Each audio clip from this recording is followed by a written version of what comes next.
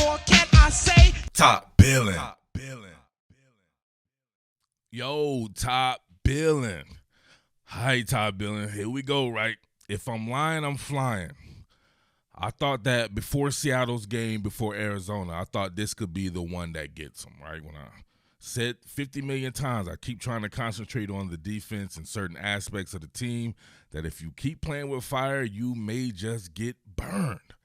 So the Seattle Seahawks against the Arizona Cardinals, in typical Seattle fashion, still hella explosive, working the spread offense, extremely aggressive, just pretty much the anti-Seattle from a decade ago or whatever like that, when it was more about ground and pound and hellified defense. It's completely turned upside down, did a complete 180, and it is, I don't know what team you would compare it to. It's definitely more of a finesse offense type team with a little bit of ground and pound to it, just because a guy like Chris Carson is very, very physical. A lot of zone schemes and all that. So with that being said, Seattle, I said it 15 times, Seattle is 7 points better than just about everyone. It's coming into the game like that, 7 points better than the Chiefs or whomever you think is the greatest team of all time, and 7 points better than a damn youth league team.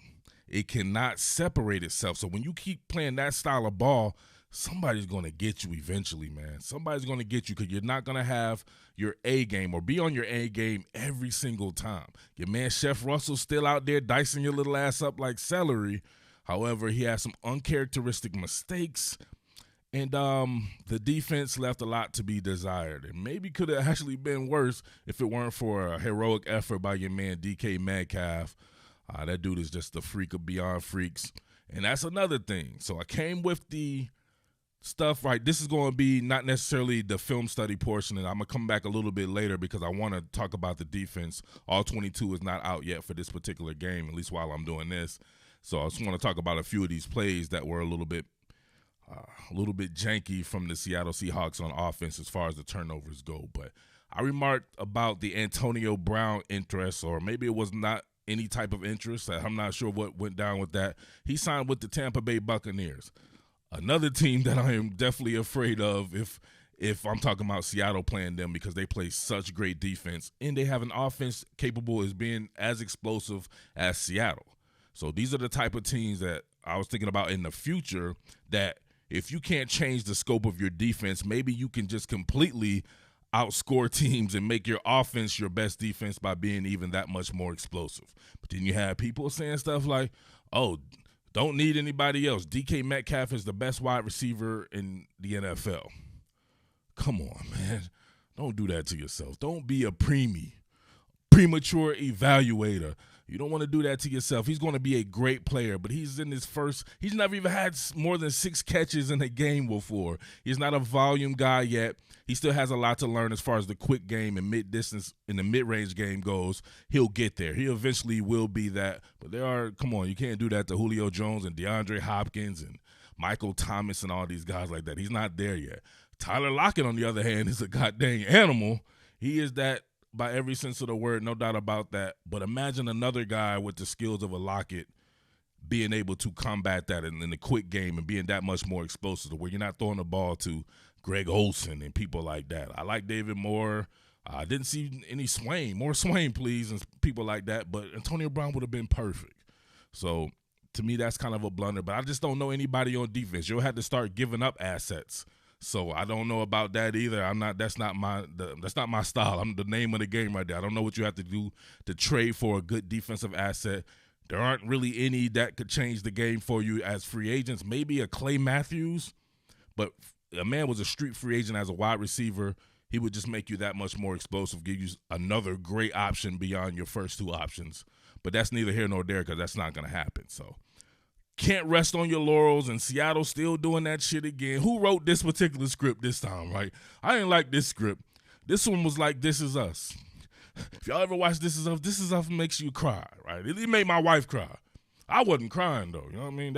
I think I had something in my eye. That's why it kind of teared up on me. But that just had something in my eye. I wasn't crying. But this right here will make you cry for sure. Check this out right here.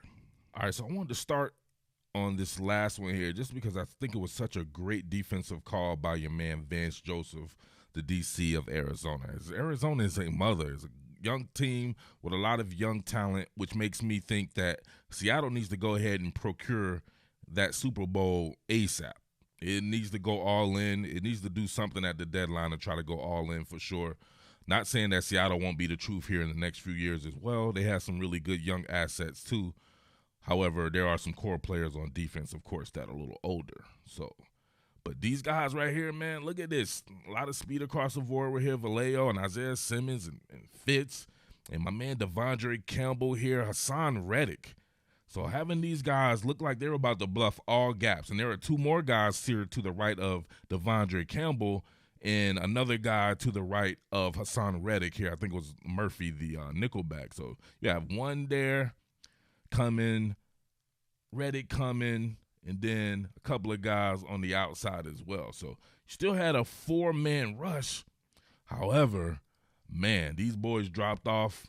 Hassan Reddick was definitely going.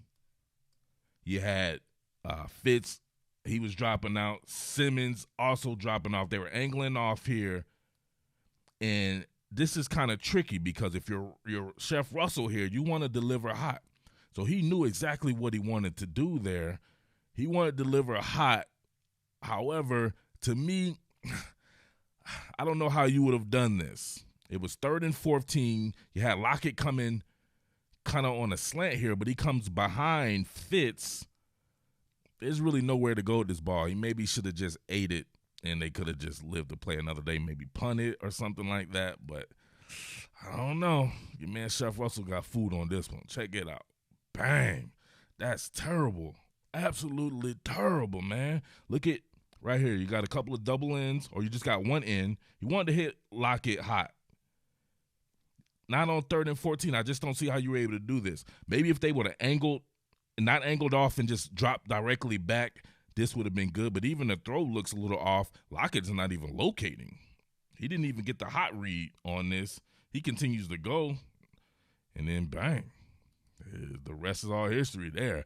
I would have liked to have seen that race right there. Isaiah Simmons and DK Metcalf. I want to see if he can get one of those LeBron James chase downs on Isaiah Simmons. That would have been freak on freak right there. But a hell of a play by DK Metcalf on that other one right there. But I don't know what to tell you about this one right here. I think Russell was pressing, man. You guys keep telling them to do all the cooking and stuff like that. You guys got to relax, man. Y'all need to chill and win this and win this damn Super Bowl. That's what y'all need to be worried about right there. All right, I got to get a joke off if I see one right here. So what do you think your man Russell said right here, right? Chef Russell, he's like, well, I'll be John Brown, son of a biscuit.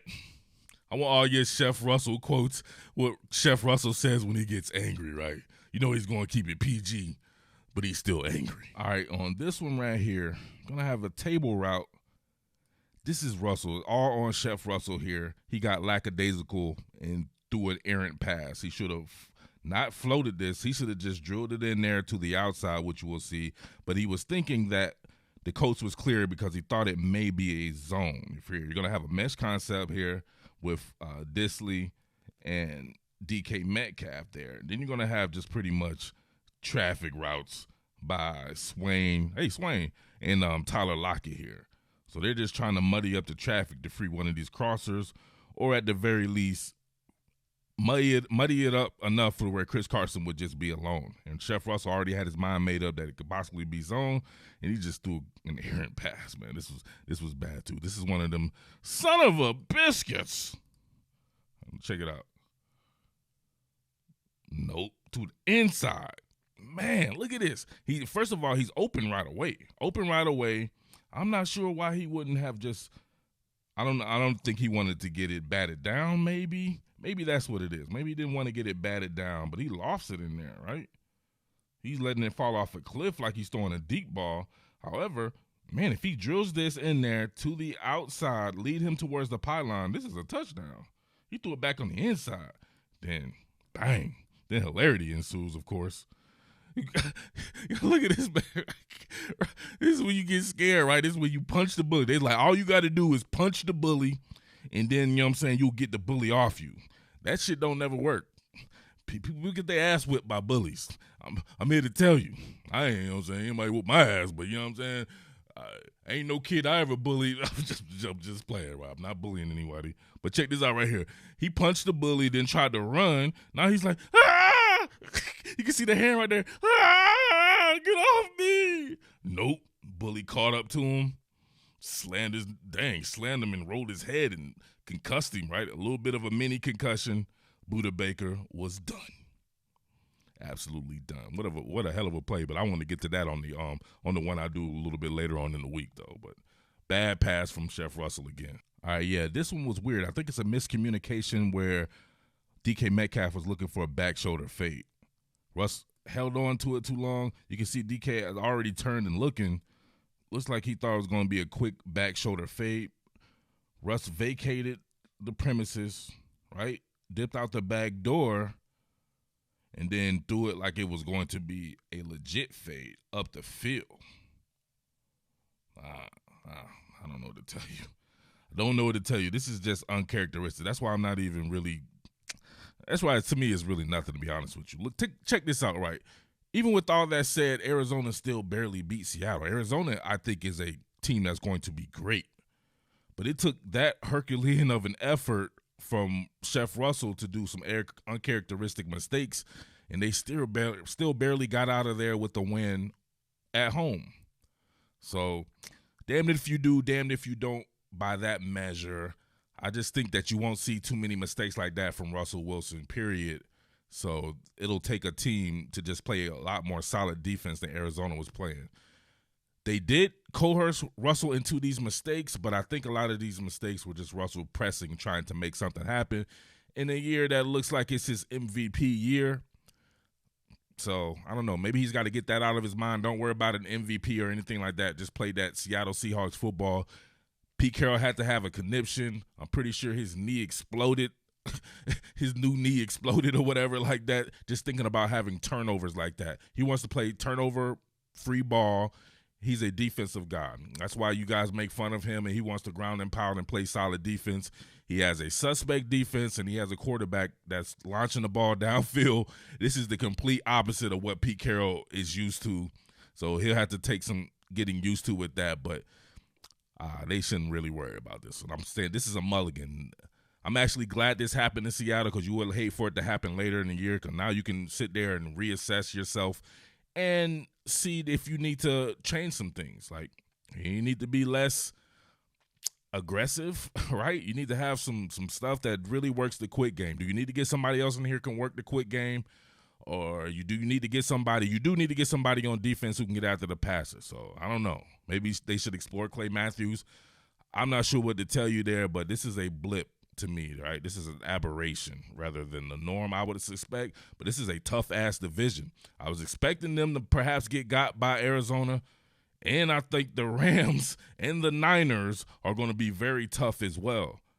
So can't rest on your laurels, but Seattle should be fine. But I don't know. Check back with me for more later on in the week, though, man. I want to get on some of this defensive stuff. That's where the problem really is, though. All right?